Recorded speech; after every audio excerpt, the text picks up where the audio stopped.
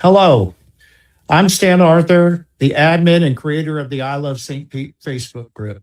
And I'm sure a few of you are seeing my face for the first time. I started I Love St. Pete back in 2009 with no plan whatsoever. After 6 years, we had just 5,000 members. And since that time, our membership has grown like wildfire. In 2020, I held my first fundraiser for a woman who needed a used car to drive 50 miles each day just to get to work and back. The response was overwhelming. At the time, we had about 50,000 members, but we did raise over $16,000 in just a few days. So in 2021, I created the I Love St. Pete Emergency Relief Fund, and through the help of a wonderful tax attorney, it became an official 501c3 charitable organization. I built a website and a PayPal portal where anyone could donate. Again, the response was incredible. Through the Emergency Relief Fund and with donations from my I Love St. Pete group members, since 2021, we have been able to stop evictions, feed hungry children, get water and power restored, and even buy diapers and formula for newborns. Most recently, my mission has changed to help people who have suffered through catastrophic losses, such as a house fire, floods, serious personal injury, and even life-saving surgery for a newborn. All of this has been made possible through the monthly donations, what I call pledges, coming from our I Love St. Pete group members. Now, I want you to imagine this. If just 10% of our group members gave just $5 each month, we could be doing incredible things. We could be renovating whole houses, buying vehicles, replacing a house full of items that were lost through a fire. In short, taking care of some of our I Love St. Pete group members who have suffered a catastrophic loss, who are facing a financial emergency that cannot be solved through the usual resources. That's why I do this. I'm the one who processes all the applications and gathers all the necessary evidence to verify their claims. Currently, I give out one gift each month to the person who I feel is most deserving. But times are tough. And over the last couple of years, donations have dwindled significantly while our group membership has grown and grown. For the price of a McDonald's meal deal, just $5 and some change, you will be helping to make a huge difference in someone's life. Please remember that in most cases, there are very small children involved. So go to helpstpete.org, click donate on the homepage, then enter an amount that you can easily afford. I suggest $5. Click on the box that will add a little bit more to cover the PayPal fee, then click the box that will make it a recurring monthly donation. You can donate through PayPal that way, or even with your own debit card. Every gift you make is tax deductible. You'll receive a receipt in your email from PayPal. No salaries are paid. I volunteer to do this. All of our charity business expenses are paid through the fees we collect from our advertising partners. But every penny that you donate goes to help someone right here in our own community. So take a minute, go to the website, and make it happen. You'll be doing your part to help me continue this great work.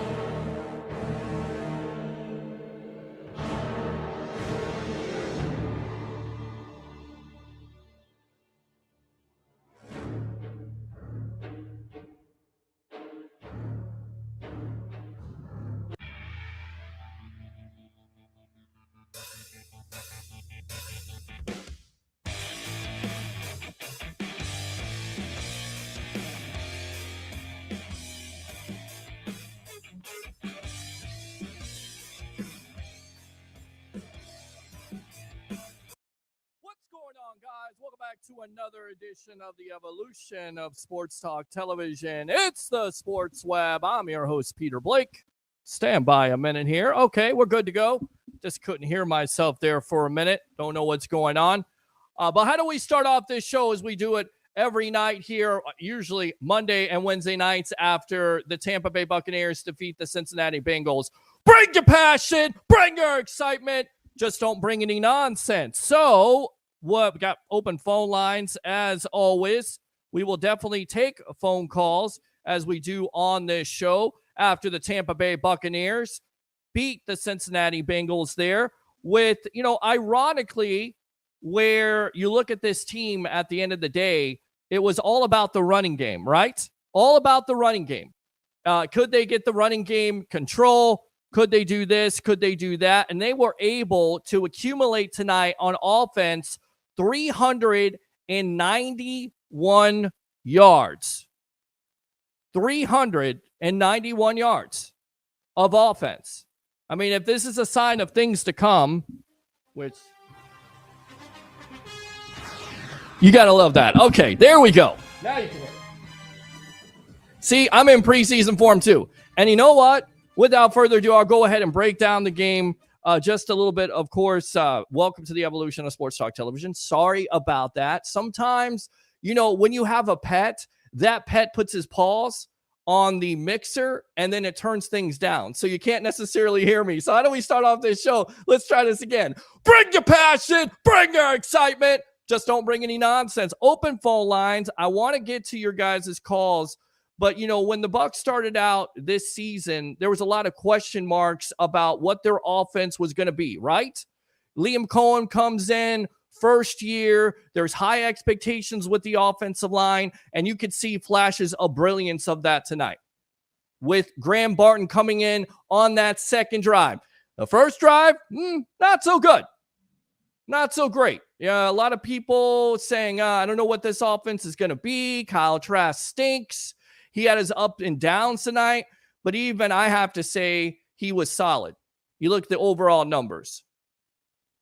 But 391 yards of total offense, if this is a sign of things to come, if this is foreshadowing, then I think a lot of Bucs fans are going to be excited about it. And, of course, they get a final drive there with John Wolford. Can he make his claim to be the backup quarterback for this team? Right? With Raymond Jefferson scoring a touchdown. And again, going back to as I was trying to say, how ironic is it that they scored that touchdown in the fourth quarter on the physicality of their offensive line? Remember, the last couple years, this running game hasn't been good at all. And I get it. I understand it. The Bengals, their defense, second string, third string, they're not playing their top defense. The Bucs are not playing their top offensive line. They did play Graham Barton tonight. He looked impressive on that second drive. They did play Bucky Irving tonight. 6 carries for 28 yards, a touchdown. That was good to see.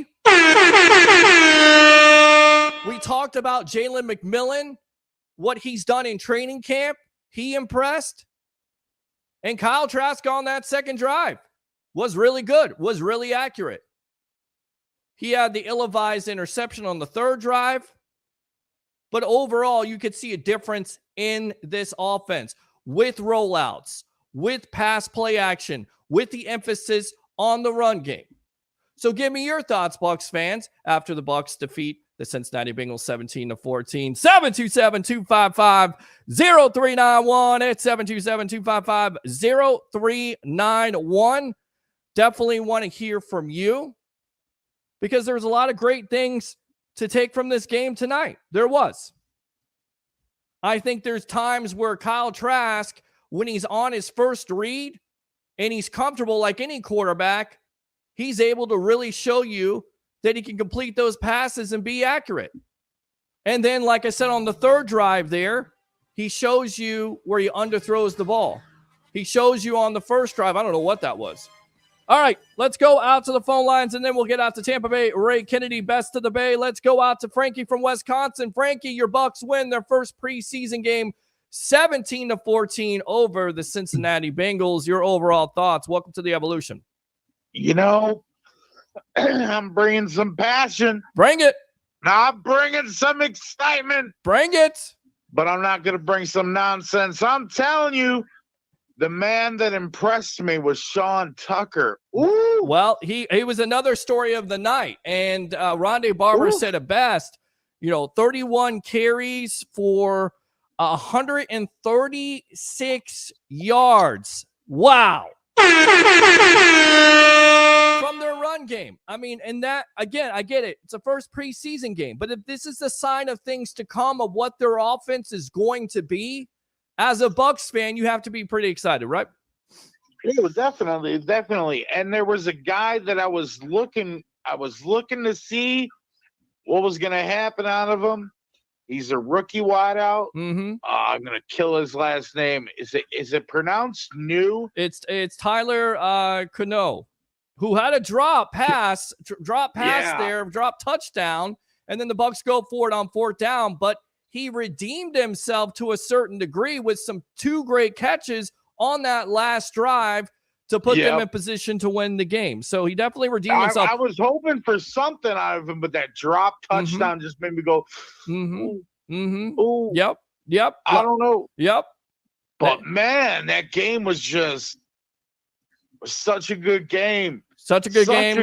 Preseason game. Bucs gave up too many sacks. Again, their second string offensive lineman, third string offensive lineman, tough. But what I like about it is they're able once again to come back in that last drive and show the physicality at the point of attack with this running game all night long, especially on that last touchdown with Raymond Jefferson going into the end zone. And he was not going to be stopped. He was not going to be stopped at that point. The offensive line, his momentum pushed him into the end zone. That is Bucs football. That has been missing the last couple years from this offense. And if that is coming back to this offense, that makes it even more deadly.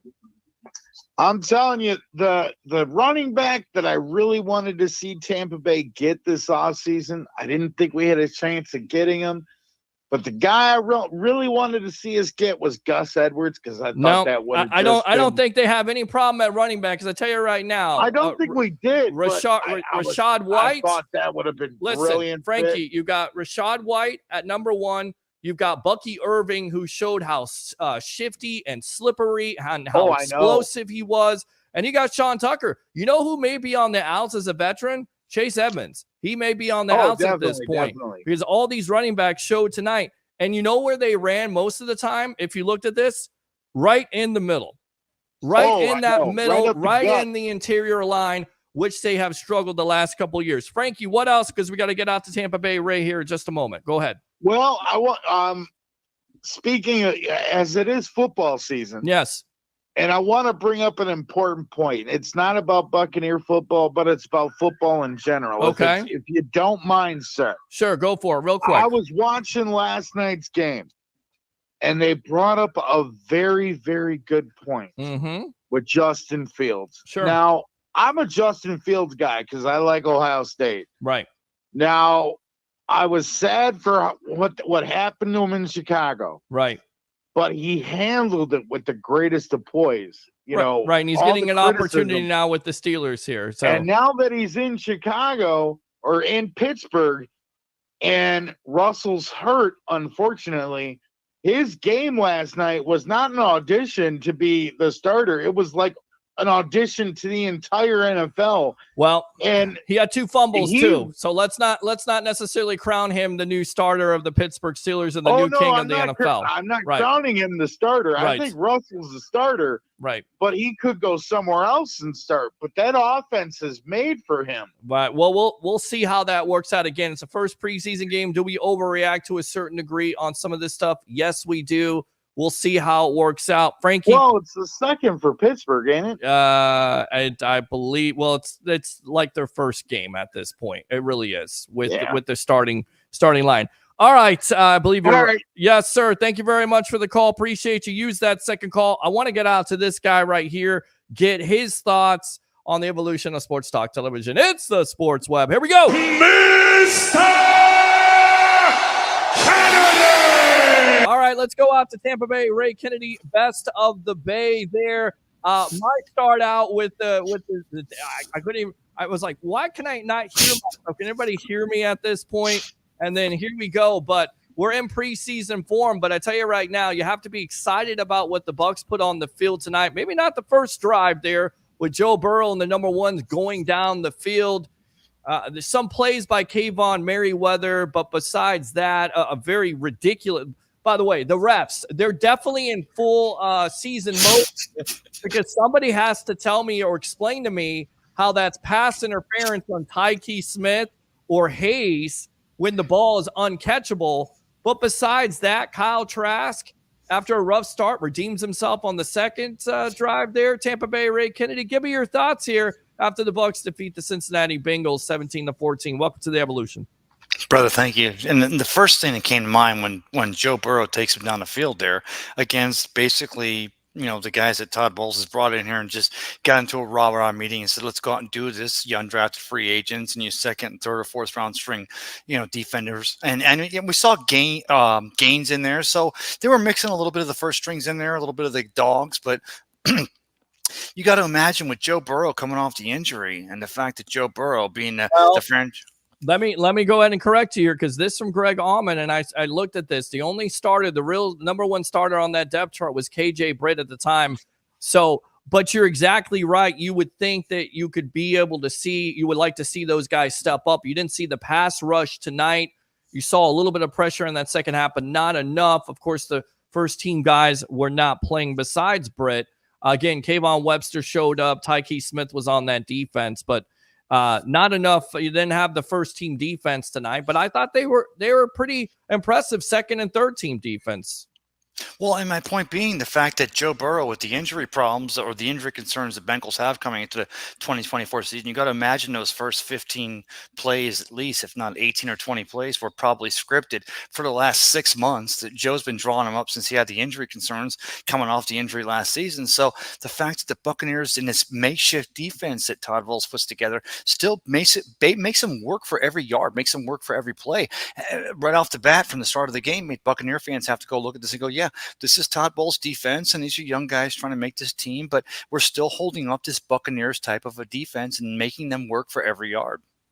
You're definitely working for every yard. I want to talk about the offense tonight. Again, Rondé Barber mentioned this. You look at the numbers, 31 carries, 137 yards of rushing. We talked about it, how it was an emphasis by this, Liam Cohen and this new offense and this new offensive line, this rebuilt offensive line with Graham Barton and Cody Mauk there on that second drive, leading the way at this point. Of course, Sean Tucker, 10 carries for 68 yards with a big 26-yard run there to set up the field goal. And then Bucky Irving, 6 carries for 28 yards. I mean, I hate to say it. I don't like to make comparisons because they're asinine. And look, maybe Warrick Dunn is not coming through the door, but damn, that guy, Irving, looks really close to what Warrick Dunn used to bring in that he's shifty, he's slippery, he's not going down in the first tackle. We saw this in training camp, and we heard this scouting report when he was coming out of Oregon, and you could see it on tape tonight. And I kept on mentioning to people, where were they running in the interior line? They weren't going outside. They were going inside the gut, and that's why Bucs fans should be so excited. What did you think of the running back tandem tonight of Tucker and Irving?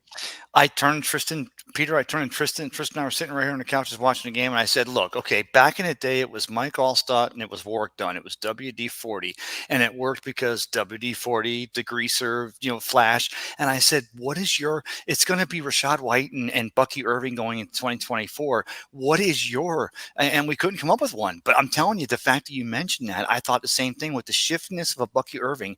But then Rachaad White coming out of Arizona State, he was a blocking type of receiving running back. And I think that that's going to be pay dividends with this Buccaneers offense in 2024 under Liam Cohen. And I'm glad we mentioned the running back Tucker, who had the great night tonight, because I turned to Tristan. I'm like, look, Chase Edmonds, I love that dog, veteran. He's a guy you can depend on. But I looked at the performance tonight and I'm like, Chase has got to be wondering about his job. And I know they didn't start the starters or the guys, but I'm looking at what Franklin, right? I'm not getting the running back right. Raymond Jefferson. Jefferson. I'm sorry, Jefferson, 45. Yes. I'm looking at what he did tonight. I'm like going, Chase Edmonds has got to be going, wow, he's basically doing my job. He's that third down relief valve running back that you don't know what he's going to do. And he really filled in tonight. He did. All right, let's go out to the comments here, the web heads. If you don't know what the sports web is, it's a cross between a TV radio show without the station, with phone calls, and, of course, interaction. Phone lines are open. 727-255-0391. It's 727-255-0391. Also, Facebook stars are open. YouTube super chats are open. I'm happy to report, once again, we got another YouTube super chat, so thanks a lot for that. Let me go out to KR first. And first for the nice preseason win. Go Bucs. Nice debut for Bucky. Absolutely nice debut for Bucky. How about them Bucs, baby? Let's go out to Scott Broadway. W. Absolutely. Let's go out to Tim. Nice to see a running game. That's what I get out of it. And this was the whole game plan. Whether it was vanilla or not, it's a different offense. You can see 3 wide receiver sets. You could see them combo blocking with their offensive linemen and opening up holes in the middle of that interior line. And that's where a lot of the running back, they ran in that interior line. We saw last year where it was 2 or 3 yards or a 2-yard loss and a cloud of dust. Tonight, you saw, and again, I'm going to preface this by saying that it was Cincinnati. Preseason. It was right. But nice to see a running game. Agree with you on that. But can we all agree that I think that the Robert Hainsey, Graham Barton thing at center, I think that's something. If not in the and early in the season, I think we're going to see throughout this entire season. I think that's what Jason Lake does. He drafts these dogs up front that can play multiple positions, and I think that's exactly what he wants. He wants a Robert Hainsey and a Graham Barton who can interact and come in here and still protect your Baker Mayfield as he continues to move that offense down the field. I thought Graham Barton was awesome on that second drive there with Bucky Irving scoring, of course. I thought Cody Mauch was awesome. We talked about his second-year development and how he's gotten stronger. And those 2 offensive linemen are in there, and the rest of your offensive line is not in there, of course. So that's impressive to say the least. But, again, it's all the interior line. I think Barton – I think there's a lot of people that would agree that Barton is going to be an upgrade over Hainsey, and then on top of it, he's going to win the job outright. But you saw him getting the reps tonight. The offense looked night and day from Canales' offense. Coach Cohen has some awesome schemes cooking with PA and rollouts. Baker could cook with that. Absolutely. You saw Kyle Trask. Give me your thoughts, because you've been a Kyle Trask fan. The first drive, I think there's a lot of people. I even saw somebody, JC Cornell, say, get this guy out of here. He's done. First drive, I'm like, wait a minute, let's calm down here. He was high on some of his passes. That first drive didn't look good. Had an ill-advised throw. But overall, with the rollouts, pass play action, when he got the time, and I put this out there, it seems like when he's on his first read, he's able to complete that pass. But when he's either under pressure or he's trying to look, then he has that difficulty. That's kind of, that's not necessarily the best thing as a guy that's been in this Bucs team for 4 years. You would expect him to improve on that. Again, the ill-advised interception, but overall made some strong throws tonight, not only to Jalen McMillan, but also you had Ryan Miller in that, not Scotty Miller, Ryan Miller. And then he also had Trey Palmer there getting him down. So your thoughts on Kyle Trask and his play tonight? I'm going to wrap it up for you nice and tight. And you guys know I love Kyle Trask because what this kid does, he's always been ready to go in since Manville High back in Texas and going to University of Florida.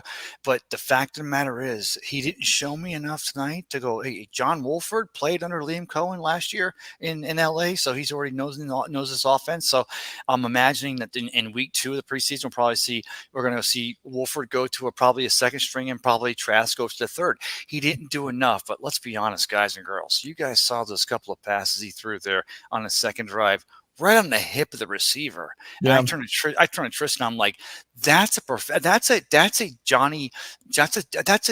professional type of a pass right on the receiver's hip. So Kyle Trask did enough for me tonight that made me go, hey, he's learning, he's getting better, but he didn't do enough yet to tell me he's locked up the second string quarterback for your Buccaneers in 2024. You're absolutely correct about that, because I thought Wolford, 12 for 18, 131, and our friend of the show here, the guy that I produce the show on Wednesdays, JP Peterson, mentioned it. Wolford looks more comfortable. He looks also more accurate. He didn't put the ball in harm's way tonight. He finished off, of course, that fourth quarter drive with the touchdown there, completing some big passes, but 12 for 18, 131. What did you think about his performance? Because it looks like it could be a battle here. Who's the backup? And I think Wolford may have the advantage because he does know this Cohen offense, working with the Rams for some of the years there. But you know what? Again, Trask played well tonight. I'm not going to say he played bad. I mean, again, he had his moments, but when he got the time, and it's tough because when you have a second or a third string offensive line, it's tough when you get that time. But when you get that time with your receivers, complete those passes, you could see it. You could definitely see it. I've been very critical of Kyle Trask on this show, but I think, again, he definitely, there was more to like tonight than more negative. Just in my opinion. No, and the thing is, like I said, he didn't do anything. He threw some good ones on the hips. He had the interception. He was like, the 12 for 18 with the 0 for the 1 interception. I was looking at it, I was going, he didn't stand apart. And I go back to John Wolford, the fact that I watched Wolford when he was out in LA under the Rams with Sean McVay as his head coach. And I was like, this guy, he's punching above his grade level. He's actually overachieving. So at the end of the day, I didn't see any separation tonight. If Jason Light had to make a decision on Monday as to who your second string quarterback in 2024 is, I don't think he's got enough. He doesn't have enough data yet, though. But I think we're going to probably see Wolford start before Trask, and we'll flip it around. We'll see who continues to make those decisions. I think at this point it's neck and neck if we're talking about just Kyle Trask and John Wolford. And look, this also may be an auditioning for Trask for another team because he's going to be a free agent after this year. So we'll see what happens here. But I think, KR, I love this point here. It looked night and day better than Canales' offense. And even though we know that they're going to run somewhat of a vanilla offense, you saw Todd Bowles and Liam Cohen kind of like hug, like embrace there. Like Bowles was genuinely happy about that. Well, what he was. And you remember the play was, it was a third and long. And Todd Bowles was wondering, okay, Liam Cohen, my defense is the best in the NFL. Show me what you're going to run on third and long that you can continue a drive. And Liam Cohen pulls it out. They make the right decision to get the first down. And I just love that because at the end of the day, Peter, preseason, we can talk about this guy and that guy or who and that, but at the end of the day, it's about making relationships. And it tells me tonight that our defensive-minded coach and our offensive coordinator, Liam Cohen, they started to make that relationship, if not already in camp this year. There you go. Good stuff there. Open phone lines if you want to talk about your Tampa Bay Buccaneers after a victory over the Cincinnati Bengals. First preseason game, 17-14, 727-255-0391 at 727-255-0391. 0391. A really great offense, says Michael. Absolutely. KR, roughly almost 400 yards of offense. When was the last time that's been done under Brady and Coach Arians? If that's a sign of things to come, then I think a lot of Bucs fans are going to be excited what Baker Mayfield can bring to the table. And of course, Mike Evans and Chris Godwin and Jalen McMillan and Trey Palmer. And I think that's the most interesting battle at this point. Jalen McMillan, we saw him tonight catch a couple passes. We also saw Trey Palmer. So in your opinion, who do you think wins out? Is it McMillan or is it Palmer? McMillan blew me away tonight, but Trey Palmer's, coming into his sophomore year. There's a reason why that cat's still on this team coming into 2024. So, at the moment, I don't want to call it neck and neck. I'd still say Trey Palmer, but McMillan did some things tonight that makes me go, good just brings in good. And that's what Jason Light does with this Buccaneers team. We got great receivers. We can bring in dogs at receiver. We got a great secondary. We're bringing in dogs at secondary. And I'm going to go ahead and throw out to Funderburk tonight. Funderburk, the Appalachian State, the Mountaineer, undrafted free agent on his team that Todd Bowles said was turning, heads since the OTAs. That was great coverage on that play. They wanted to call pass interference. It wasn't pass interference. And that first pass interference against the Bucs, that was some BS. But we can go there another time. They still won the game tonight. But the fact of the matter is that's what you get with Jason Light and this Buccaneers team is they bring in these young guys, but they're trying to make a team with some great dogs. And again, that's why I hate to just do this on preseason on you, Peter, but that's why I become so perplexed when I try to figure out why the national media says it's the Falcons, it's the Saints, maybe Canales. No, this Buccaneers team, they're still the top of the mountain. You want to be the best, you got to beat the best. And right now in 2024, in the NFC South, the Buccaneers are the best. I agree with you on that, and I think McMillan most likely will win the job out because of his route running. Even though Palmer does give you that speed aspect, but it's a good problem to have. It's like the running back room right now. You have Bucky Irving and Sean Tucker. Tucker showed a lot tonight. He also showed that he has some speed, maybe the fastest running back on this team, and that's saying something with White and Irving. And then once again, the shiftiness to cut back there, make that big run to once again put them in position to get that field goal there, which, by the way, your buddy tonight, Chase McLaughlin, in preseason form, missed a 51-yard field goal. That killed me. I turned Tristan. Kathleen was sitting here. Tristan was sitting here. I screamed, and they're like, "What are you doing? It's preseason." I'm like, "No, you don't understand. It was a 52-yarder, but Chase is supposed to come in and lock it down because anything at the end of the day that may possibly make them question themselves later, I don't think Chase McLaughlin's going to let that happen." But I'm like, "No, it's that's the stuff you're supposed to do in a preseason." And you know, it was a 52-yard kick. I can't say for the conditions out there at the Bengals Stadium, but. Well, it's, at the end of the day, it is a preseason game. Get all that stuff out of the way. Trask was a little bit high. Culp had to go get, and by the way, once again, let me go full screen on this. Culp. You need lens crafters because you are absolutely in season form. How in the world do you not call that Bengal defender on the hit to Culp, which, by the way, he had to go see concussion, go get looked at for concussion. How is that not a penalty at that point? You're trying to protect players. Call it right there, and they don't call it. You're right, though, but I got to be honest with you, and I'm going to talk to Bucs fans out there watching us here in the Sports Web here after the preseason game, the Buccaneers 17-13 victory over those Bengals. Yes, 17. Whatever. No, but I saw Culp. He went alligator arms two plays in a row, and the play before he went over the middle and he didn't go high on it, and then that play he still got hit, but he didn't go down low for it. And I turned to Tristan and I go, you know what? I love this kid. I love this Washington, this Husky. I love that what the Bucs have with the Huskies. But that's the kind of play that you got to dig for. And now I'm starting to go. We're starting to have some tight ends on this team, and that's the kind of play you got to make if you want to make this Buccaneer squad. And I know he's a higher draft pick, but he got hit anyway. Make that play. Go down low for that. You guys know you both saw that. You saw both those plays. All right, so I want to go out to my tag team partner of the world. He has been kind of MIA on this show. I got to get him on more. Spectrum Sports' own right here, Mr. Jason Powers. Powers on Sports Podcast. Welcome to the evolution after the Bucs beat the Bengals in their first preseason game, 17-14. What's on your mind tonight, boss? What's MIA is I need an invite. I know. MIA. Listen, you have been so busy. I have been so busy. You're absolutely right. And I definitely need to get you on more. Of course, No Quarter Given podcast. That is definitely getting cranked up here in the next couple days, couple weeks. Bucs football is back.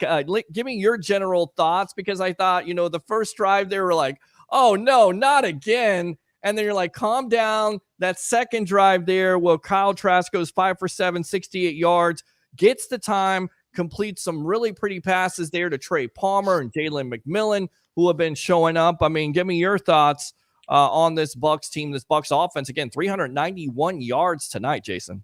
Yeah, good performance. I think a good start with Liam Cohen. I think really well balanced. Again, I know you guys were talking about the running game. I thought they did a good job in sticking to it. The running backs ran hard. They ran to the right holes. I think that was a good job. I liked that we saw more and more up tempo as far as no huddle stuff. I know last year we thought Dave Canales was going to do it more, and he didn't end up doing it a whole lot. So I liked that we're incorporating that into the game a little bit more. So I think that's a good thing. So all in all, good performance. And I think Kyle Trask looked pretty good. Walford looked good. And I think, again, nobody wants to hear this, but the odds of Baker Mayfield going 2 straight years without missing any time probably ain't great. So I think it's better. It's good that you're seeing more and more Kyle Trask, that he's playing well, that he shows he's capable of being a backup quarterback if he needs to be. Yeah, and there's moments tonight, you throw to Culp there. If that linebacker's turned around, most likely that's going to be, that's going to be an interception. He tries to force it there. Underthrown ball to Ryan Miller, I guess doing his best Scotty Miller impression because he didn't come back for it. But again, it was underthrown, so I don't know whose fault that was. But we've kind of seen that. And then also, I don't know if you noticed this tonight, but when Trask gets his first read, he's definitely good. But when he gets pressure in his face like any other quarterback, he's not great. And then on top of it, when he comes off his first read and tries to start reading a defense, that's where he struggles. Is that what you see, or am I being too critical? I mean, I think you might be being a little hard on him. I think you got to understand he knows he's playing with a backup offensive line, so he knows the time is of the essence to get the ball out. So I think if he was playing behind the number one offensive line, I think Trask will. Again, you made the great point. Most quarterbacks, especially backups that are the true backups, when their first read's covered, they tend to struggle. That's why they're backup quarterbacks. Well, I also I want to follow this. I turned to Tristan and I said, because Tristan threw right at me his Wikipedia page. I don't know how these kids these days do this. They got 17 pages open, but he throws that one of Kyle Trask's weaknesses is his inescapability. And I'm like, wow, that sounds just like Tom Brady, because Tom Brady was either throw it away or take the sack or throw a pass. And we talked about the legend of Kyle Trask, at least I have, and having played it behind, been in the room with Tom Brady, and been here as the Buccaneers won 55, and let's go back to Florida. Kyle Trask's weakness is his inescapability. So but you saw early on when he saw that there was a blitz coming on, he had no play. He threw it away immediately because he's learned to read that. So, I mean, if we're sitting here just splitting hairs about Kyle Trask's ability as an NFL quarterback, I still think he did nothing tonight to dissuade that, but I think he's done nothing tonight to win over the second string quarterback for your Buccaneers in 2024. Do you think Wolford has the leg up because he does know this Rams offense, and because he did look, and I get it again, it's against a third string defense? Do you think he has the leg up on a Kyle Trask, or do you think zero chance, zero chance of that? I think personally. I mean, Wolford's he's a perfect professor in the quarterback room. He's the guy that can explain the nuances to Baker and explain the nuances to Kyle of that offense. Yeah. He knows it pretty well. But no, Kyle Trask is a better quarterback than John Wolf. But Jason, does that have anything to do with the fact that Kyle Trask is actually 6'5" and not 6 foot as they listed tonight on the CT? Yeah, I mean, they said Kyle Trask is 6 foot long on tonight's broadcast, and Tristan turns to me and he goes, "Wait, Kyle Trask is 6'5", and I love John Wolford's chutzpah and the fact that he's got that experience in Sean McVay's offense. But at the end of the day, there's something to be said for the 6'5", that what Kyle Trask brings to this offense and what he's done over the last 3 years with these offensive coordinators in Tampa Bay, right, Jason? I agree. No, I agree. And did we forget the beautiful corner route he threw to Raheem Jarrett? I mean, that was a beautiful throw. We did absolutely forget that. Rock Jarrett for the game here. 2 catches for 35 yards, and I believe that was for 18 or something like that, right over the shoulder. Beautiful throw. Beautiful throw. Yeah, I mean, put it right there. And like I said, I mean, he had moments tonight, and I noticed this with the offense, and JP Peterson mentioned this, where this offense is spreading things out with 3 wide receivers. They're going up the middle. They're doing combination blocks there with opening up the interior. You see a lot more imagination, if you will, to this offense, even in the first preseason game with Cohen's offense. Talk about that offensive line and talk about the running game overall. 31 carries, 137 yards, led by Sean Tucker. And, of course, our guy there, Bucky Irving, who I said at the first of the broadcast, and TJ said this months ago, 25 years, a clone of Warrick Dunn. When you look at him, when you watch him, I get it. Every player has their own deal. It looked a lot like Warrick Dunn tonight, in my opinion. Yeah, I mean, he definitely has some traits. And the one thing that Bucky Irving's going to have to prove, and I don't know if we saw much of this tonight, is can he pass protect? Can he pick up the right blitzer? Because, again, tonight was a pretty vanilla defense you're probably seeing. Running-wise, catching the ball in the backfield, we know he's got the traits and he's got the skill set. But ultimately, to be an NFL high-caliber running back, you still got to be able to stand in there and pick up blitz protection, know where the blitz is coming from, who to block. So those things we haven't seen yet in a game. So, but a fantastic start. Sean Tucker, great job there as a number 3. And again, you make the great point. If Tucker can stay healthy, I don't think Chase Edmonds makes this team. Yeah. One, he's a lot cheaper than Chase Edmonds would be. So you'd save $600,000-$700,000 in salary for which you'd have to pay Edmonds. And 2, he's got some shiftiness and and Edmonds is a decent player, but if you can save $600,000-$700,000 with your third string running back and he shows he's capable, that's what you want to do. Jason Powers, I'm glad you mentioned that, because go back to Warrick Dunn at Florida State. Warrick Dunn was already playing in a pro style offense at Florida State back back in the day. So we knew that Warwick Dunn could pick up those blitzes. And I love Bucky Irving. I love what I saw of him tonight. And I'll be honest with you guys and girls, that's the first I've actually seen of Bucky Irving was tonight. And I love the shiftiness. I love the quick twitch. And I'm thinking, like I told you, Peter, I'm thinking, what's the nickname for Rashad White and Bucky? But yeah, I think Jason makes a great point. We have to see if he can pick up those crucial third down blitzes. They'll read the defense, figure out who's going to protect Baker to make those crucial third downs in this Liam Cohen offense in 2024. I think he didn't do anything to hurt his stock tonight, but before we can say he's rocking it out at second string, we got to see if he can pick up those blitzes. Oh, no doubt. I mean, to me, he's going to be the second string running back. It's the battle's going to be: is it Edmonds or is it Tucker as the number 3 in my view? I mean, I think Irving, because again, we think Rashad White can play all 3 downs, and he's shown that. So I mean, I don't think it's going to be.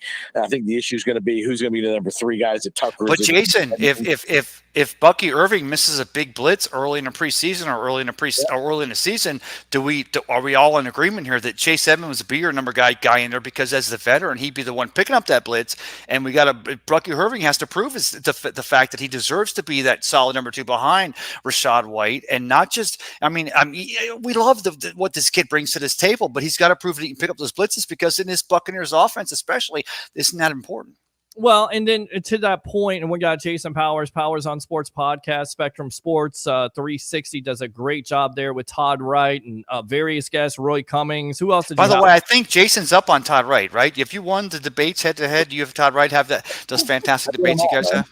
He wins them all, man. I win them all. He's my tag team partner of the world. Of course, Mr. Jason Powers on Sports Podcasts and No Quarter Given podcast that we do together. Yes. Yeah, we're gonna be on tomorrow night with Jeff Carlson. We're gonna be breaking down the game. So Jeff Carlson, former Buccaneer quarterback and quarterback coach in the area, he and I are gonna be on tomorrow night. So Spectrum Sports 360, 10:30 p.m. Nice. Be there and absolutely check him out because he's definitely a friend of the show. And we will get him on the Sports Web Monday night or Wednesday night. Which one you want? Oh, now, Jason, come on, Jason. Listen, I got to wrap it up here because I've been doing Uber driving. I've been doing some other Gotta things. commit. So Monday or Wednesday night. Which one you want? Let's shoot for Monday night. How about that? Monday night sounds good, my friend. We'll get you on Monday night. What time you want to be on? Just I don't want to be talking wrestling, man. No wrestling talk. Brother, that goes to show first of all, Jeff Carlson, for those of you guys and girls in the area that may not remember, Jeff Carlson was locking it down, former Buccaneer quarterback, and locking it down on Bay News 9 5 nights a week with the breakdown for the Bucs all during the season. And Jason now says him and Jeff are going to be discussing this. So I'm tuning in 100%, but you got to commit to a time because if we're going to have Jason Powers on Monday night, we got to know what time, Jason. Well, I tell you who else played well tonight. Keenan Isaac, he had an interception there with Nick Browning trying to go deep. In fact, he played better than the wide receiver. I tell you who didn't have a good night. It wasn't Josh Hayes. It was Andrew Hayes. And Joe Bucs fan on Twitter said it best. The Bucs would be better with Willie Mays Hayes. The way he was covering Jermaine Burton, which I get is a talented player out of Alabama. I believe he's a rookie. Could make this team with his speed and everything like that. But, man, he was just getting beat all over the place, doing his best impression of Tim Wansley there on Monday night versus, I think, Reggie Wayne or Marvin Harrison on Monday Night Football. Just a atrocious way. I mean, that guy looked like he was going to get cut on this team. Besides that, what other negatives did you see with this team? Defensively, I didn't see a lot of sacks or pressure. I get it again, second and third teamers, but you expect somebody to step up there. What did you see from this defense? I like that the DBs caught the ball. When Isaac had a chance to catch the ball and intercept it, he did. I like that. Again, nice play by Merriweather early in that game on a post route. That's what you want your safety to do. They were beat, but again, Merriweather recovered and ripped the ball out before the ball was caught. So I like that. Good things, man. I think, again, obviously the backup offensive line, too much pressure and all that stuff. You don't want to do that. But again, most of those guys aren't going to be playing any kind of significant role. So that I'm not as concerned about that. again, I liked what I saw. Your boy, the punt god, didn't have a great night punting the ball, but no, and that kickoff rule is just weird to me, man. I mean, your kicker. Well, no, are you talking about the dynamic kickoff? The dynamic kickoff? It's dynamic. Have you seen it? It's dynamic. Listen, I gotta talk to the former kicker here at Florida State. What do you think of this new kickoff rule, and what did you think of it tonight? Kind of weird, right? I actually liked it. Okay. I actually think it's okay. I think it's, it's going to be interesting to see with the strategy of what these teams do. Do they all the time kick the ball in the zone to where you have to return it, or do occasionally they do it? I'll be interested to see what's kind of the team strategies. It's, depending on what the score of the game is, because if the score of the game is you're ahead, you want to prevent a big return. So you might see teams kick the ball more in the end zone if they're ahead, as opposed if they're behind. So it'd be interesting to see some of the strategy of how these special teams coaches and head coaches are going to handle this, obviously, when the regular season starts. So, I mean, and I didn't think Chase McLaughlin kicked the ball very well. I know he made the one he made. He didn't kick the ball very well. I mean, tonight wasn't his best night kicking the ball. Again, it's one night, no big deal, but I didn't think he kicked the ball very well, even though he made a kick. Well, you made the field goal, and then you look at the extra point there when they get to 17. I was like, I don't know. You nearly missed it. And I was like, oh, my gosh, don't miss that. Don't do that to yourself there. You need all the points that you can get. And I get it. Kickers are in preseason. Of course, punters are in preseason. That's what it's for. You can only get so much for training. Oh, for sure. So, for sure. No doubt about that. So no major concerns, but I know how much you love the when it comes to the kickoff, the NFL, the dynamic kickoff, at the end of the day, I think everybody who's out there who watched the Thursday to Friday to Saturday games, it's still averaging 26-yard line. But at the end of the day, I think, Jason, having been a kicker yourself, you'll agree, and Peter, you probably too, is that whether it's going to be a dynamic or increased scoring possibilities for teams at the end of the day, to do away with the wedge, to do away with those open field blocks, to do away with the concussions and the injuries, I think that the most dynamic part of this thing is the fact that it does bring into play a player's safety.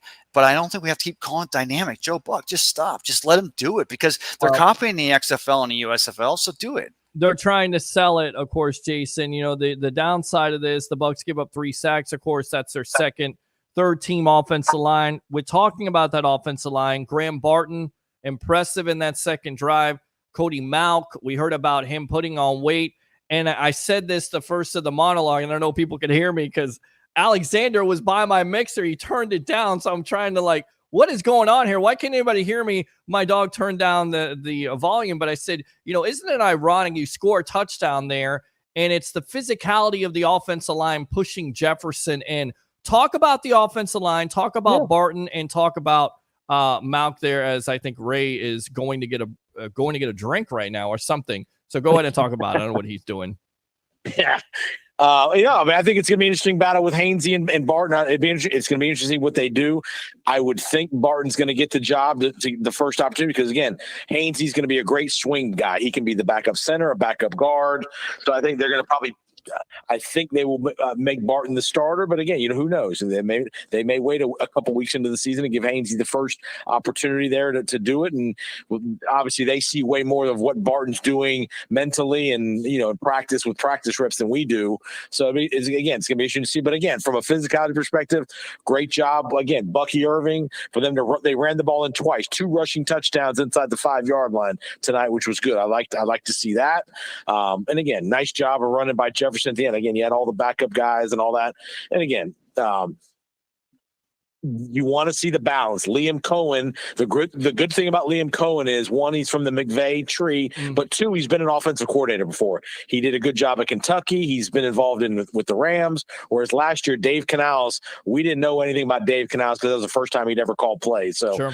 Liam's got a little bit of a resume. We know the style of play that he's gonna try to implement, which is that bootleg. That you saw a lot of bootlegs, a lot of scramble, not rollouts, but it's kind of the bootleg. Where the receiver or tight end came back across the formation and the fullback was involved. So again, you're going to see a lot of that misdirection stuff, shifts and things like that we didn't see, that we probably didn't see it until later in the year last year with Dave Canales. So I think good first start.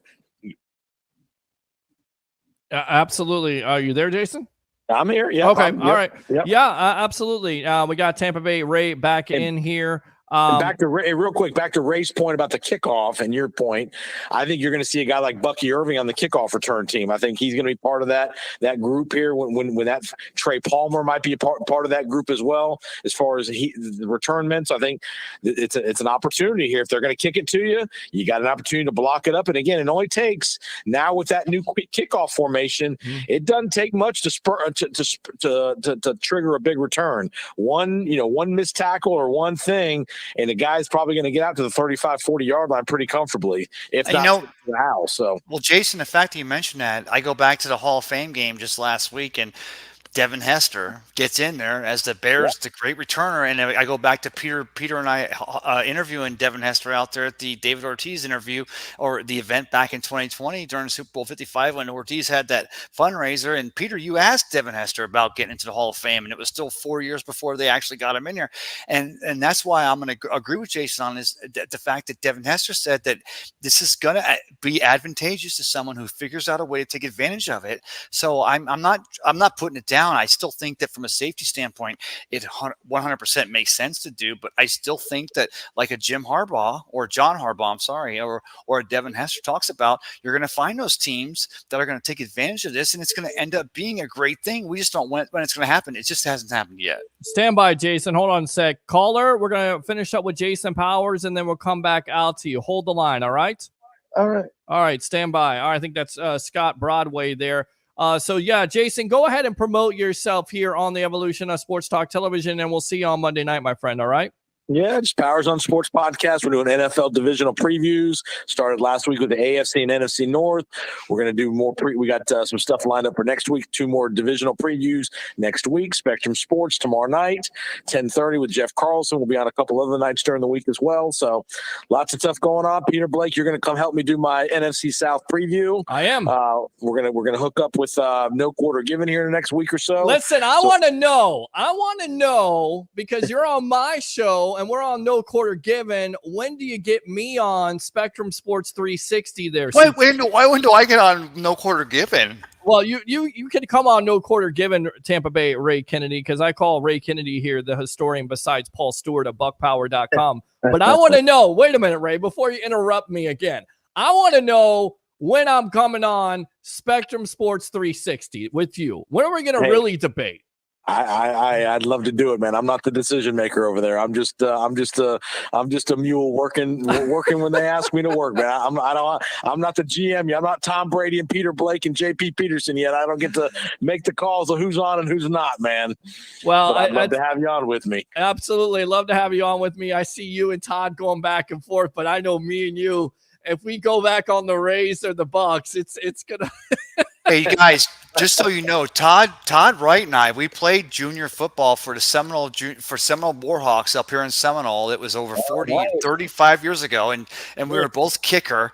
But Todd and I both lived on Renton Beach. We used to ride together. We'd carpool, and Todd and I grew up playing for the Warhawks. So, Jason, if Todd ever gives you a hard time, just let him know that Ray Kennedy from the Seminole Junior Warhawks is going to come in here and help you go ahead and take over things. But I think you're doing it pretty well yourself. He's doing a great job. Jason Powers on Sports Podcast, my tag team partner of the world in the No Quarter Given podcast, coming back soon here, Bucs fans. We'll see you on Monday night, my friend. All right? You got it, buddy. Y'all have a great night. Great work. Keep it up. Thank you very much. Appreciate you. All right, let's go out to the phone lines. What's your name? Where you calling from? You're on the Evolution. Hey, yes. Is it Scott? Yes, it's Scott. How are y'all? I'm doing good, buddy. How you doing? Doing good. I think tonight we showed that we have no fear. You have no fear, right? You like that? You like the 391 yards and the physicality? I loved it. Yeah. I also think that we showed we have depth. Okay. And I agree with Ray. Well, it's easy to agree with Ray because Ray's say it twice. Say it twice. He agrees with Ray. So, all right. What else did you see tonight? I love Kyle Trask. I love my getters. And I love my getters players. Right. I mean, let's be honest. Yes, we made mistakes, but we adapted and we overcame. Absolutely. We have a good defense. It wasn't even our first game. It wasn't second. Yeah, you see, he's excited. We are the underdog. Yes. Yes. And we are In going Cincinnati. Hey, wait. Wasn't this Bengals team? Isn't this the behind the Chiefs and whoever else there is? Or isn't this the best team in the AFC? And I know it's the third and the fourth stringers, but guys, girls, at the end of the day, with this Buccaneers preseason performance tonight, isn't the fact that when you see Todd Bowles and Liam Cohen on the sidelines, and when you see Rashad White sitting right next to Bucky, and they're talking the cohesiveness, and at the end of the day, you try to look. I always talk about the forest through the trees. It's a journey, not just destination. Enjoy the fact that this Buccaneers team, in only week one of the preseason, seems to have everyone on the same page. And what else can you ask for? I want to point something out right now. The cohesiveness right now is working with your dog Ruth and the couch right there, because you can see her. Ruth is done.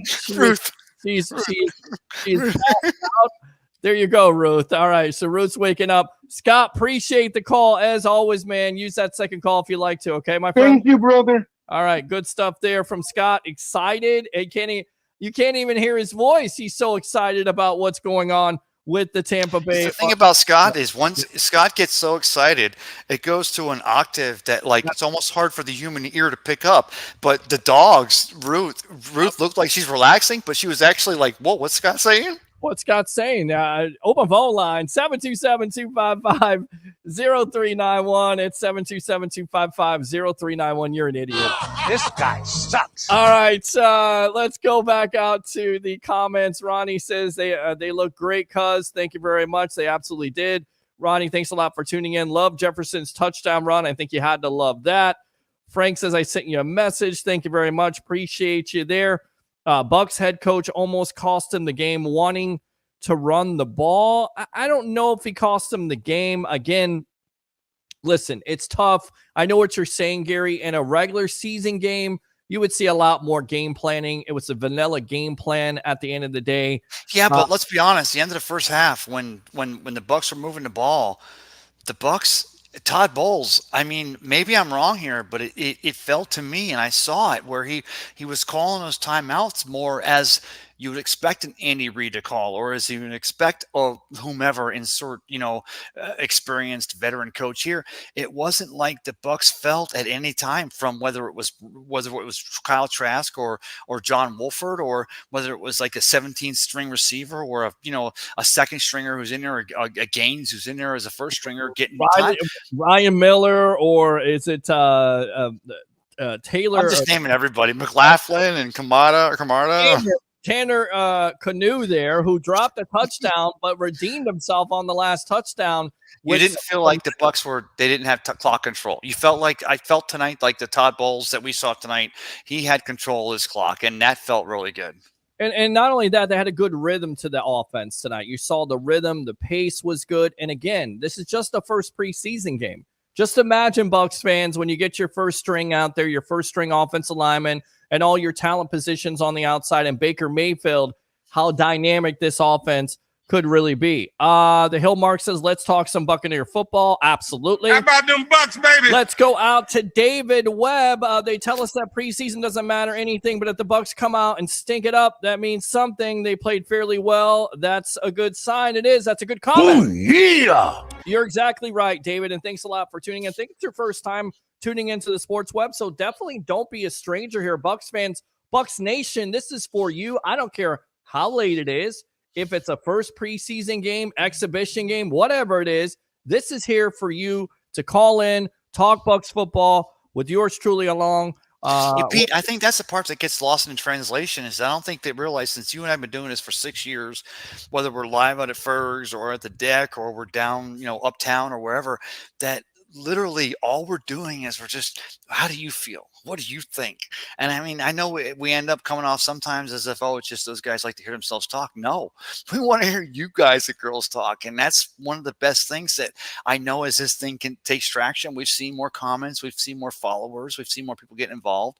But that's why we're doing this. It's not just so we can hear ourselves, because we know how we feel. We want to know how you guys and girls feel. Right, exactly. And, this is for Bucs fans. And again, there's more to come. This is not going to be the only preseason game. We're going to cover the next preseason game, and the preseason game after that will be live, hopefully with the JP Peterson show. And before the game during tailgates for Bucs Life and What the Buck. We're going to be live on the sidewalk. Scott Bradford, get my table ready. Get me some chairs. I'll have the camera. I'll have all the mics. I'll have the Wi-Fi. I'll be ready for all you Bucs tailgater, all you Bucs fans out there. Peter, if I didn't know how much it meant to you, if I didn't know how much it meant for you and I to get the comments and the feelings and the thoughts of Bucs fans, I'd call you a complete Buccaneer whore. But no, I got you. I know exactly what you're saying, and I know you stand behind it 100%. So yeah, meet us halfway, Bucs and Bucs fans. Let's all talk about this, because that's what this is all about. That's what it's all about. Open phone line 727-255-0391 and 727-255-0391. Great win, Bucs. Running game was great. Bucky was bucking. Go Bucs. How about them Bucks, baby? Go Bucs. Let's go! Go Bucs. Yeah, I love that. I love Bucky Irving tonight. He was impressive in his first game. I'm looking forward to seeing how the Bucs incorporate him into this offense, because for the majority of the year, Rachaad White was the one that was carrying it, and he got better with the second half of the year. But can you imagine, adding a guy that's that dynamic, that explosive, that shifty to already a pretty damn good running back room there with an improved offensive line? I think the sky's the limit, and I think you're exactly right. That's how you use Irving, not only as a third down back, as a change of pace player to come in for White, but also on those kickoffs, because he is so explosive. And Buccaneer fans out there, don't lie to me. Don't tell me that when you heard Derrick Henry was going north, he wasn't coming here. You're like, oh, Derrick Henry and Rachaad White, what a 1-2 punch. But the fact of the matter is, Bucky Irving may not be – actually, he's not bigger at all than Rachaad White, but you're talking about Rachaad White, who's coming to his own in his third year, and he's going to own this off-field. Don't forget, he was the number one receiver for the Arizona State coming out at his senior season. But you also got a Bucky Irving, who seems to be a slash-type quarterback, a slash-type running back, who has quick twitch muscles. And you start to wonder, with this, because we wonder what Liam Cohen, what's he going to bring from LA? What's he going to bring from the Kyle Shanahan or the Sean McVay offense with the pulling guards and the offense? And I think one thing we learned tonight is he's going to receive. Oh, and I think we lost Ray Kennedy to Wi-Fi problems, so we'll get him out of there. Hopefully he comes back, but we'll read the rest of these comments. And as always, take your phone calls. Wayne says, congrats. Absolutely. Congrats to you. I know you're a big-time Bucs fan out there. Braun says, Taylor had an awesome game. Way to go, Taylor. Braun again. Tyler had a great game. Way to go, Tyler. I don't think it's I think it's Tanner. It's Tanner. Is it Tyler or Tanner? It is Tanner. So I don't think it's Tyler. It's Tanner. I don't know what happened there. I guess Ray is. Are you there? You're back. All right. Good stuff. All right. So, Wi-Fi issues. You got to love that. Run game had 137 yards, 2 touchdowns tonight. When's the last time that happened? I don't know. The last 2 years here? I mean, you haven't had that. I mean, that's a good thing. Whether it's a first preseason game or not, if that's the sign of things to come, of what your offense is going to be, and we continue to say, balance, because then, your weapons on the outside become that much more explosive. Your offense becomes, tough to deal with and tough to defend when you have that running game, which, White had 990 yards, but for the majority of the year, it was a struggle to get yards a carry. And even he would say that, and the Bucs would say they want to improve on those yards per carry, right? I'll wrap it up for you really tight. We watched the Panthers versus the Patriots Thursday night on the NFL Network. We're like watching Dave Canales and his offense, because we're trying to see, okay, that almost choking style of a running game we had in 2023. And we're looking at the Panthers. We're like, well, they don't have the dogs that we have. They don't have the offensive line that we have. They don't have the talented receiver we have. But tonight, this Liam Cohen offense and the way these Bucs move this ball against the Bengals, I think if nothing else, it made Bucs fans go, hey, we may actually have a run-first offense, which makes that play action work even better, which would be a great thing for 2024. And you saw that tonight with Kyle Trask. And pointed that out with long plays down the seam there, down the middle to Palmer on that third down. It looked like it was also a pass play action. Or a little bit, I think it was McMillan there on a pass play action, not Palmer, because you get that on third down.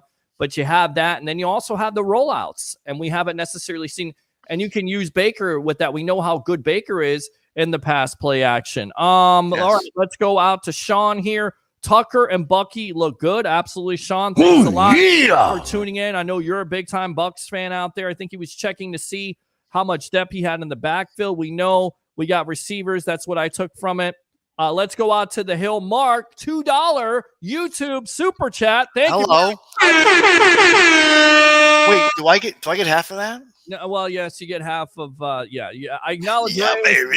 Bible chief of football. Acknowledge me. All right. So you know who's not on tonight? Roger Shue. I guess he decided. Yeah, where's Roger? Yeah, he decided to go Well, to bed. the Bears played earlier, so. Well, right. They played earlier. He had dinner, and it was past his curfew, so he decided to go to sleep like an old person that he is. Because he was going to come on this. Right, he is old. He's older than Dust. He's old. Well, I'm old. I'm older than Roger, but Roger's old. He's as old as a termite, and he was going to come on here and roast Bucs fans on a first preseason game. And I said, "Don't you dare do anything like that at all." I said the exact same thing. Well, the thing is that after the hard knocks and a couple of preseason games, we're ready to anoint Caleb Williams the new Messiah. Which, by the way, I will tell you, I gotta read this name first. Hillbilly Hitman. Hillbilly Hitman says I said the exact same thing in the Bucs stream. Bucky is the new Wark. I love the name there. Thanks a lot for tuning in on YouTube. Appreciate it. As always, we love that YouTube. Go like and subscribe to the YouTube channel, the Sports Web, and absolutely give to YouTube Super Chats and Facebook Stars. Walton, 2 holding penalties and 2 sacks given up. Yeah, not a good night. And then Graham Barton didn't. I mean, we saw Hainsey with the bad snap first. Hainsey, because we heard this week the thing was Graham Barton had the 2 bad snaps in the camp, and we saw Hainsey tonight there in the first or second drive. Hainsey had a bad snap, so I turned to Tristan. I'm like, but again, that's kind of like why I was like, we talked to JC Allen of Sports Illustrated, who's a friend of the Sports Web. He's from the Sports Web, and he talked about the fact that Hainsey did not really do terrible in 2023, and even though Barton's your first round pick, Barton, if nothing else at Duke, showed that he's got the diversity to play guard or tackle or wherever you want, which only, again, to me, refortifies the fact that Jason Light seems to draft these guys that can play multiple positions. And when you got the cohesiveness and the togetherness you have with the team that you have, like these Bucs, I mean, we're seeing it with the defense and the special teams and the quarterbacks, but all over. When you got this type of cohesiveness where guys go into battle, which is what preseason's all about, I mean, that's what you're finding out. You're finding out who can go into battle, who's going to stand by you, who's your guy. And I forgot what I was saying. Well, you always do forget what you're saying. I know you're going on a long rant there, but you're exactly right when it comes to, with Graham. I think Graham Barton's going to be your center. And I think the reason why you draft him in the first place is an upgrade over a Hainsey at the end of the day. Yeah, I get it. He was okay. He wasn't great. That's why you draft Barton. I get the versatility thing, but I believe he's going to be your starting center any way it goes. And you could see that improvement. You could see it on the second drive there, him and Cody Malk. And if that is your future offensive lineman right there, we're not even including who's the left guard. You're not even including Tristan Wirfs or Luke Gedeke. Tell you what, I'm running my jaws. Let's go out to the phone lines here. I believe Frankie using a second call. Frankie, welcome back to the Evolution. You're on with yours truly, along with Best of the Bay, Mr. Tampa Bay, Ray Kennedy. I acknowledge you, Ray, as my tribal chief of football. Well, here's the thing. I feel like Tampa Bay Rays like Solo, and I'm like Roman Reigns here. Because am I not the tribal chief of football here for you? Can you not smell what the Ray is cooking? For football, but like Ray's my guy. You gotta give him a little shout out. Wow. All right. So he gave you a shout out there. He gave you a super chat. But guess what, guys? That's going in my bank account. I'm just saying right now. Exactly. I'll buy you like a Coke or something, or 7-Up with a smile. Okay. What's on your mind, Frankie? Oh, I just wanted to come on and talk more Bucs football because I love my Bucs. Okay. I love my Bucs. I am so excited for this season. Right. I'm so excited for the season.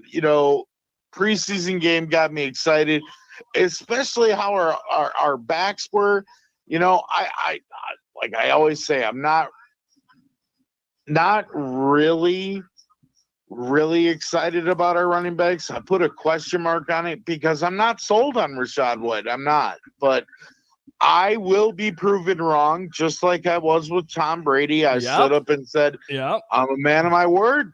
I think it's more. I think it's wrong. more of the offensive line from last year than White, because you saw White that second half of the year really show out and show you those flashes of brilliance. And I think with that offensive line being improved, and then furthermore, you know, with Irving coming in and possibly Tucker making this team, that running back room gets even stronger. It remains to be seen, but I think if both of these players, especially Irving, I think he's definitely in their plans. And a lot of the explosive plays they're looking at in this offense. I'll give you guys a challenge. Yeah. Name the last bad seed that Jason Light drafted. Name the last guy that someone said Aqib Talib's he's eligible for the Hall in 2025. I'm like, yeah, as long as he doesn't punch any more cabbies in the back of the neck. But that wasn't Jason Light's guy. But name me. Gosh, I'm forgetting.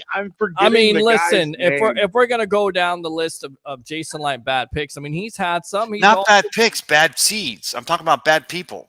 Bad people. Well, no, that's the dude. That's the been the dude listen.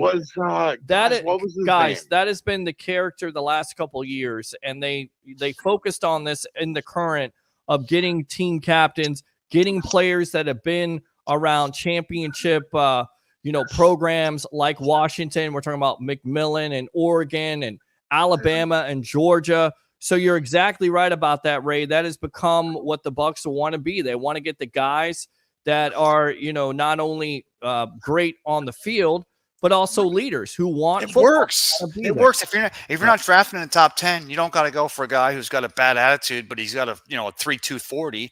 But I mean, you can draft guys that are good, solid citizen football players. And I think that's why when you talk about a Randy Gregory, is Randy Gregory going to come in here at 11th hour? No, screw that guy. He didn't want to be here. He's got some things going on. Let him find some help. And in fact, at the end of the day, this locker room, this Jason Light, this Todd Bowles locker room is more important than just let's get the most available talent. At the end of the day, this locker room is about culture. And that's why I think Bucs fans can be most excited. Absolutely. All right, Frankie, appreciate the call. As always, my friend, we'll see you on Monday night. All right. Go Love Bucs. you, Frankie. All right. Good stuff there. Open phone line 727-255-0391. It's 727-255-0391. So we read that. Good stuff there.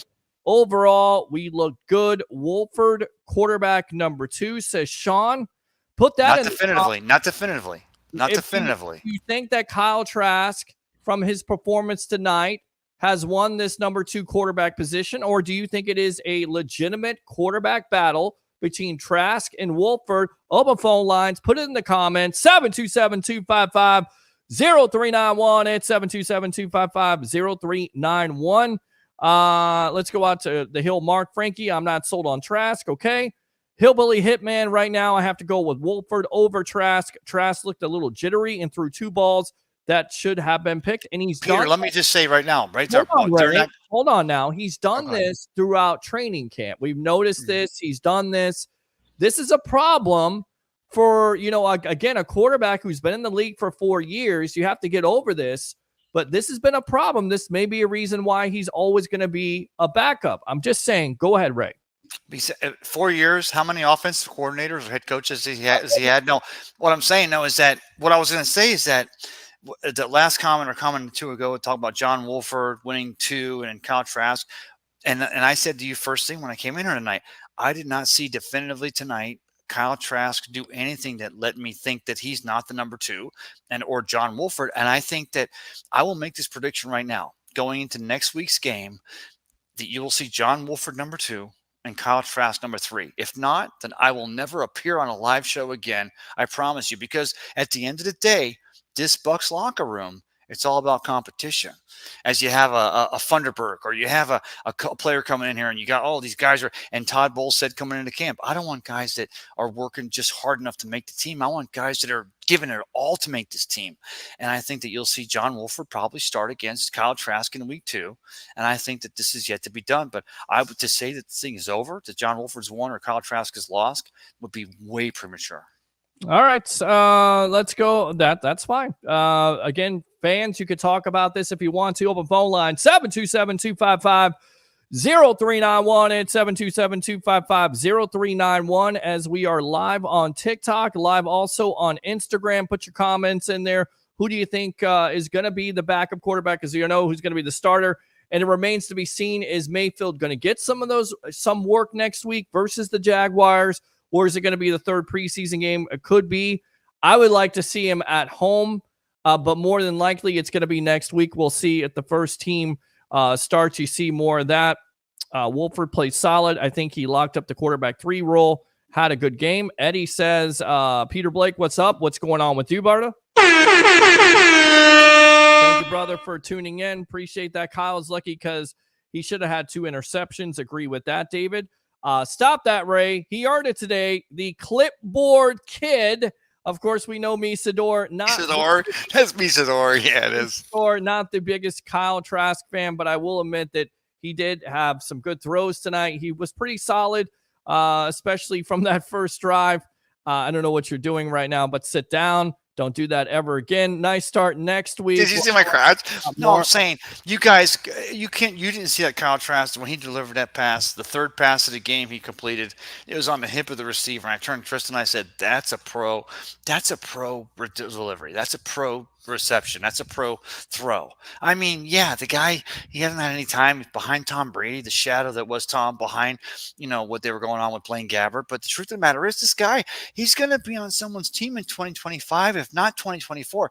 And I will tell you this, if I'll go this far, if Kyle Trask starts ahead of Wolford in game 2, it's because the Buccaneers are putting him out there to see who wants to offer them a 5th or a 6th or a 7th round pick for a Kyle Trask trade. Because in the last year of his contract, it behooves us to keep him because we got our dog in Baker Mayfield. Well, I think you keep him as a backup because, like Jason said, he brings it up, and that's what you're concerned about. Knock on wood, Mayfield and his injury history. Hopefully, he can stay healthy. Let's go out to Carl again. This comment: nice start next week will tell us a lot more. Against the Jaguars, where more than likely you're going to see a lot of your first team offense and hopefully your defense. I'm a Gator fan. To see my favorite college team player was awesome. I love tonight. Yes, there were some things we could improve on, but it was awesome to see. Thank you, Scott. Yeah. Appreciate you. Sean says, Victory Sunday. He also gives the... So we'll give him that right there. Scott, Ray is the man. I totally agree. EA, what's up? Okay, the refs were third string. They were definitely third string tonight, which, by the way, again, I got to go back to the 3rd and 17, which I know a lot of Bucs fans are watching because that was, kind of the bugaboo, if you will, of this Bucs defense on, 3rd and long, get off the field. That is not a pass interference call. That ball is uncatchable. But can we not all agree the fact that there were 3 more plays later on that were like close bang bang calls? And I turned to Tristan and I said, look, New York's going to make the call because it's all about legalized gambling these days. And I said, it's going to be a no pass interference. And 3 times the refs came out and said, there's no flag on a play, because at the end of the day, we're seeing this. And this is the things that you guys are looking through. Who's going to make the team? Who's going to be starting quarterback? Who's going to be starting kicker? To keep your eyes on the fact that the NFL is testing the dynamic kickoff, these new plays. And at the end of the day, you guys and girls know you're watching this Bucs game tonight. You saw that the fact that the referees took an extra 20 seconds talking about it, and then they got the call from in the NFL, because the NFL is all about, hey, what's going to make FanDuel happy? What's going to make the legalized gambling happy? Because that's the part that we got to remember. That's what's important to us. I'm not ready to go there with that. I just think they missed it. I mean, I get it. There's some contact there, but the ball. That was bad. That was a bad call. Rodney Barber is on the Bronx. But don't forget who was the call against? Who got the touchdown that time? It was T. Higgins went in there. T. Higgins, and the Bengals currently having a problem because they want to keep Devontae Adams, they want to keep Burrow, and T. Higgins is the odd man out, and it's all about contracts, and the NFL is all about how does it look in this, and so from that standpoint, the T. Higgins touchdown, it works. Not Devontae Adams. They want to keep T. Higgins. You're thinking of T. Higgins, but who's the starting? No, the receiver that played with Burrow at LSU. Yes, his name escapes me right now. No, it's not Devontae Adams, but it's Jamar Chase. Jamar Chase. So yeah. Jamar's got the big contract. Burrow's getting $70 million a year. T. Higgins is the odd man out there who are looking to franchise for 2024. And so the NFL gives him that touchdown. I turn to Tristan. I'm like, everything has a story behind it. I'm not trying to be the conspiracy theorist, but I'm like, oh, T. Higgins, no contract. He's not getting that big contract he wants there in Cincinnati. Isn't that quaint that he gets that pass interference call, which was BS, and then he gets the touchdown? Well, again, it's Joe Burrow, it's T. Higgins. I believe it's Josh Hayes on the play. They can't make the tackle, so I don't think that's conspiracy. We can blame the Buccaneers' fourth-string secondary, but at the end of the day, I think the NFL is always about the narrative. All right, so I'm not ready to say that yet, Ray. On a side note, Hayes needs to be cut as soon as they get back to Tampa. That would be Andrew Hayes playing like Willie Mays Hayes. In fact, he'd be better with Lester Hayes. And he's dead. And he had stickum on his hands. It was terrible. They never give up. They never give us credit, but that's okay. We'll demand respect in the NFL. Go Bucs! How about them Bucks, baby? All right, let's go on to me. Sador. Kyle Trask is a poor man's Mitch Trubisky. Wow. Oh, that's low. I like Wolford as the quarterback. Number 2 says Cole CSB. Brother, appreciate you. As always. Scott says just a little hard on him. Kyle trained under Brady. I think he said Brandy. It's not Brandy. It would be Brady, but I got you, Scott, as well. To be doing what he was taught, just saying. Scott again. Okay, get that new offense. Scott says, no, sir. Mitch is not even UFL quality. David says he had a year under the quarterback whisperer BA, 2 years behind Brady, now a year behind Baker, and was still saying he's learning. When do we call a spade? Because if blank goes down or Baker goes down, you feel comfortable with Kyle stepping in as a starter for me? No, I don't, and I don't feel comfortable Really? with that. I don't. I always felt comfortable with Kyle stepping in behind Brady. And even though they had Blaine Gabbert ahead of him in the depth chart, it was like, Brady likes to have his veteran guy, and it wasn't even Ryan Griffith who steered him out of the drunken off the boat. But I mean, at the end of the day, I got that he liked Blaine Gabbert ahead of Kyle Trask. But to say that you're not comfortable with Kyle Trask, I mean, it's really at the most, it's early to say in Liam Cohen's 10 years as our offensive coordinator say that you wouldn't be at least comfortable with Kyle Trask running this offense. That's fine to say that, but again, he's inconsistent. He's up and down sometimes for me. And some of those throws tonight were very high. I thought Culp was going to get killed on one of them. I mean, again, he had some good throws. He played solid. Hey, if Culp would have put his arms out in 2 of those, that one, if he'd have put his arm out, he'd gotten hit. But let's be honest, he ended up getting hit anyway, and there was no flag because he decided not to put his arms out. 2 plays in a row, Culp decided not to. I turned Tristan after the first play. I said, those were alligator arms. And then the very next play was to Culp. It was low, and he didn't reach out for it. He still got hit. And I turned to Tristan. I said, that was 2 plays in a row, alligator arms. Now, I don't know about you guys and girls, but back in the day, alligator arms meant to me that was a receiver or a tight end who was afraid to put his arms out over the middle. I want a dog who's ready to put his arms out. I'm not trying to get you CTE on a first play, but I need you to make a play for this team because you're getting paid millions of dollars to play a kid's game. All right, fair enough. Let's go out to Scott. Scott says just giving Ray run game showed some promise tonight. Merriweather had a nice touchdown breakup in the first quarter. Absolutely. Kayvon Merriweather getting the opportunity there, making a play on the run game, and then a deep pass there. Looks like I believe it's Higgins that catches it for a touchdown, and it's ripped away by Merriweather right there. So, Ben, good stuff as always from Las Vegas. Yeah. We show we can adapt and overcome. Absolutely, Scott. That's a good Marine Corps word right there. It's just the first preseason game, but McLaughlin just signed a new deal, so it wasn't a good look for him with that miss tonight. So that is a shot at your kicker. I know that hurts you inside, Ray, but it's true. Even Jason Powers, who's a kicker, said he didn't necessarily have a great night. But again, I was so pissed. I screamed. 93% kicks last year. So I scream though because I'm like, of the four string DBs have to pressure on the blitz. The third string defensive line has to get pressure on a quarterback. The guys blocking but at the end of the day, when you got Chase McLaughlin coming in there, it was a 52-yarder. But I expected more. But then at the end of the day, I didn't know. I'll be honest with you. I didn't know at the end of the day that it actually hit the crossbar. I turned to Tristan. I said, wait, Did it hit the goalpost? He said, yeah. I said, wait, that's pretty close. I think we'll give him that. The goalpost is 51 yards there. Alexander It's 2 yards, 51. Yeah. Shut up. Alexander just wanted daddy's attention. That's all. I think that's absolutely what he wanted. He decided to turn down the volume on the mixer when daddy was gone, and daddy tried to do a live show and didn't check it. So now it did. Scott says, yes, there was no way he was going to get ahead of BA system quarterback Gabbert. There was no way he was going to beat out a first-round pick with 70 starts under his belt. Unfortunately for Kyle, he got caught up in the numbers game. He could not win. That does not make him a spade. It just means he is fortunate that there are so many bad number twos in the NFL. He's a chance at a long career given his size and resume. I'm not giving up on him. I just, again, he's inconsistent at some points, and I want to point this out.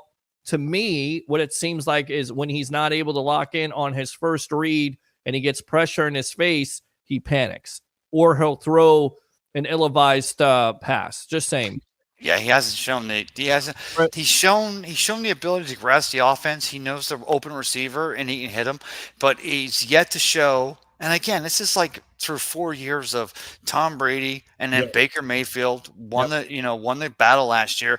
So I mean, the kid's had barely any time to show, but he's yet to show the fact that he can do 1 check, 2 check, 3 check, boom. Because it doesn't seem like, I don't think the kid gets scared. I think he just tries to throw it. He tries to go to that third read so fast before he tries to read the field. So at the end of the day, I still think the Buccaneers, whatever they try to show off Baker Mayfield in the preseason, if John Wolford's their guy because he was in Liam Cohen's offense last year, hey, again, the guys in the room, make the call. That's why you guys get paid the money you do. But that just tells me that they're trying to show Kyle Trask the fact that after being behind Tom Brady, you guys ain't never seen this. This guy was behind the greatest of all time. You guys don't understand. This guy, if they can get a third or a fourth round pick, or if Jason Light can turn it into something that can make the Buccaneers better in 2025 or beyond, I mean, at the end of the day, really, isn't that what it's all about? I think the value is not there yet. I don't know if there's any team that's willing to give a third or fourth round pick, let alone a fifth. Not on tonight's performance, but I think that the narrative is there that if you could show the fact that Kyle is because Kyle hits his wide receivers. He hit the guy in the hip. I mean, the guy knows how to throw a reception, but he's got to show he's got that killer instinct. He's got to do it consistently, in my opinion. Chris says non, so I don't know what that means. Is that no? Scott says yes. David says, Scott, the only look decent tonight, he was playing at second and third stringers. I understand this game went of the preseason, but come on. Scott says, yes, my muscle spasms get in the way when I get excited. Sorry, that's okay, Scott. Thanks a lot for calling in. Tim says, Ray, what's wrong with being a Bucs whore? Oh, yeah. Oh, wait, no, I'm not. Wait, but I got to ask you. I have no idea.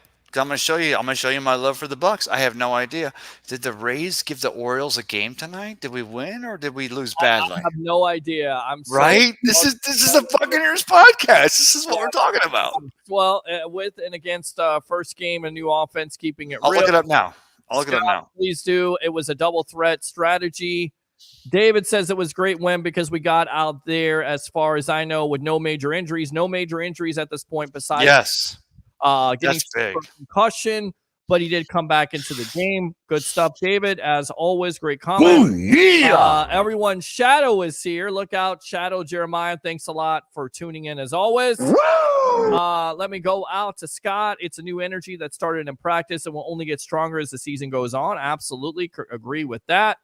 We lost Falcons tonight in their first preseason game, 20-13. Hopefully the Bucs beat them in our home preseason game against them. Absolutely, Tara. Thanks a lot for tuning in, as always. Oh, yeah. We'll see. That's a third preseason game, so more than likely you're going to see second and third, unless the Bucs do second and third. Most likely they're going to do first team next week versus Jackson. Unless the Bucs do like the Rays did, they trade away every great player before they play that week, and we start a bunch of third stringers. We lost 7-5 tonight to the Orioles. So yeah, we're like back to 500 for like the 73rd time this season. So. We shot. So they won tonight? They came back? No, the Rays lost. The Rays lost. So we're back to 5. I think we're back to 500. I know, it's tough. McClanahan's somewhere, and Jeffrey Springs is here, and Rasmussen is throwing. He's coming in as a reliever. I mean, at the end of the day, it's just. I don't want to put people to sleep here with Rays talk. Okay, go ahead. At this point, what are they, 2-10 this year versus the Orioles? Enough said. Did Jason Light bring in a defensive tackle who likes to hump trees? I think his name was Baker. It was Chris Baker. And Chris Baker, yeah. That was the worst part of Hard Knocks that year. Was like we were waiting for Jameis to hook up with Jackson and a deep ball, but all we could get was Chris Baker humping the tree, and we had to be happy with that. He was humping that tree. Yes, he was a terrible pick, but he was not a draft pick. He was free agent. All right, let's go. He was humping a tree. Shut up and be quiet about humping a tree. Go ahead, Eric. Welcome to the Evolution. Yes, Ray's infatuated with humping a tree at this point. Bucs victory. It's the root of all evil. It's a root, all right. I got your root. Victory. Yes, it is. What did you see tonight? Man, that was crazy. We won off of pass interference. Well, you won off a pass interference. Yes, it absolutely. You're exactly right about that. 4th down, you go for it, you get a pass interference. It was the correct call, and then you go in there and get a touchdown. But they made the correct call on that. But before the game, that first drive, that was not pass interference. I don't care what kind of contact the defensive player made. You have to be Shaq in order to make that catch because the ball was so high, out of bounds. Ridiculous. It was not a catchable ball. Not a catchable pass. So if it's not a catchable pass, you can't call pass interference, right? Again, that was just they were trying to keep that T. Higgins going for a contract there in Cincinnati thing. That nonsense, garbage. Come on. This guy sucks. No. Shut up! Go ahead, Eric. Do you guys like the new kickoff rule? I'm trying to get used to it. I mean, I'm used to it. I'm kind of like Ray because it's very dynamic, as Joe Buck would say over and over again. They're trying to sell it, but hopefully there's more kickoff returns because it's a lot better than just kicking the ball in the end zone and getting out to the 25. Do you know we got 4 steals in this year's draft? You what? 4. You got 4 steals in this year's draft class. Did he call me a whore? What? Wait, what? No, I'm kidding, Eric. Shut up! I'm sorry, Eric. Go ahead. What did you say? We got 4 steals in this year's draft. 4 steals. 4 skills. Steal. Oh, 4 steals. Oh, okay. Did you like? Oh, 100%. Did you like Bucky Irving tonight? Who did you like? Yeah, he was good. Amazing. Okay. Tyreek Smith. Tyke Smith. Yeah, Tyke Smith. Big Not time. Tyreek, not his brother. Yes, Tyke. Chris Boswell was good. Well, I didn't see much of Braswell tonight at all. So He got 5 tackles. He was in there. he had 5 tackles tonight. I didn't even know he had 5 tackles. He was in there. No, he was in there, but he didn't make his Tristan turned me. He's like, all right, it's time for Brazel to make his it was like 3rd quarter. But Eric, let me ask you, did the fact that you had Graham Barton going in and with Hainsey, Robert Hainsey, Graham Barton, Robert Hainsey, did that make you think that this is going to be something that carries into the season, or was it just something that was happening here in the first preseason week of 2024? Looks amazing. I like the etiquette too. That was amazing. Yeah, it did look amazing. All right, Eric. Appreciate the call, my friend. I like the etiquette too. Okay. Okay. So the K with his name. Yeah, Braswell didn't have 5 tackles tonight, my friend. I think you're talking about Russell. Braswell had I didn't see him. I mean, he may have been he had no tackles. Half a tackle. Yeah. According to my, I'm gonna change the stat sheet. Okay. Well, you don't have to do that, but I'm looking at it right now, my friend. He didn't have 5 tackles. You're talking about J.J. Russell had 7 tackles.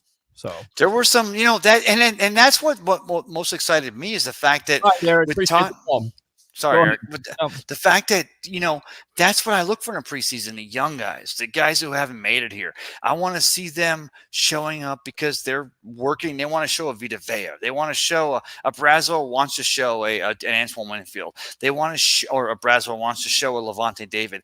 They want to show what they're made of, and I think that that's one of the reasons why I'm so perplexed with why the national media still says that the Saints should win the South or the Falcons with the Saints knocking the Bucs out. I'm like, how can you look at this Buccaneers team with so many dogs that were on 55 just 4 years ago? They're still here and they're showing these young guys how to do it.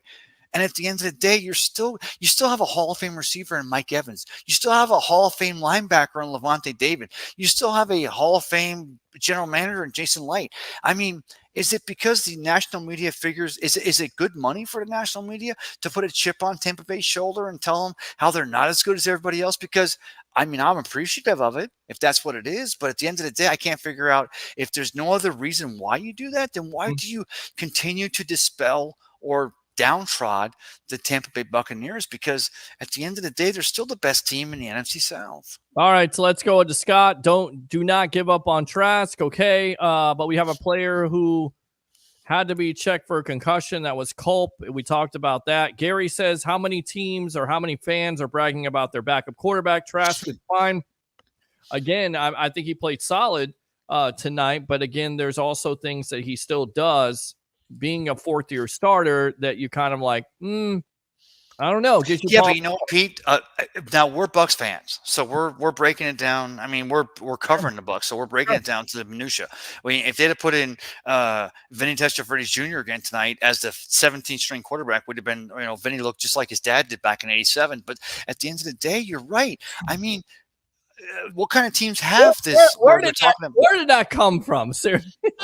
This guy sucks. Because I still can't believe Vinny Testaverde was colorblind back in 88, 89 when we were trying to block for him. And like, really, that's why you're not hitting your open receivers, because you're still colorblind? bringing that up. You're still bringing that up for me. I still got burnt ass. It's been a long time, but I still have it.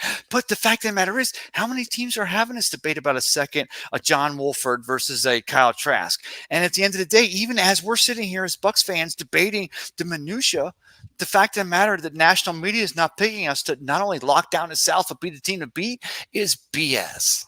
Well, I'm just talking about the game in general. It looked like Wolford performed better, but again, For this week. This may be a quarterback battle. But don't forget, John Wolford was going against a 17th string defense, where Kyle Trask was going against the 9th string defense. So I mean, next week you'll see John go against the second. I think this is a battle. As much as I'm sure that Kyle Trask versus Baker Mayfield, 17th ranked defense. Shut up! As much as I'm sure that Kyle Trask and Baker Mayfield came down to the wire last year until Ira Kaufman called it way too early. Ira, I hate you. But you were right. Baker was the guy. I still think that in 2024. By the way, really quick, Ira Kaufman, the sage of Tampa Bay, happy birthday to you, buddy. I don't know if you're watching, but your contribution to the Tampa Bay Buccaneers. He's the guy. He's the guy. He's the guy. Gatekeeper. You are the man, my friend. Thank you very much for coming on the Sports Web, and happy birthday to you, my friend. All right, preseason NFL football. Go Buccaneers 100. Jeremiah says, love this. Thank you, Jeremiah. Appreciate you. As always, Scott says, I don't watch baseball. Laugh out loud. The refs need glasses because I don't understand some calls. I don't understand why they didn't call the concussion contact call. I mean, we talked about that. That was clearly going to the head, and they did.